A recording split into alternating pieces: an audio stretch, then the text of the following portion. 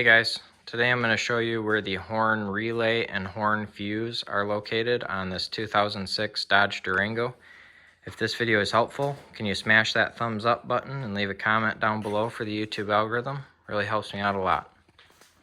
So the first thing we need to do is pop our hood. So we're going to come to this fuse box right here. We are going to lift on these two tabs and lift the lid off.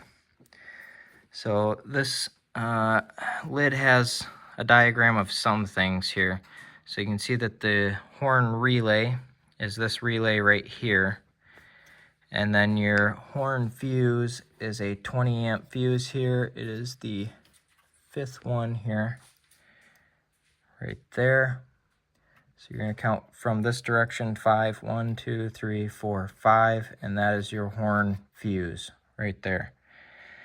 So I hope this video is helpful to you. If it was, smash that thumbs up button, leave a comment down below for the YouTube algorithm. Thank you for watching, and have a good one.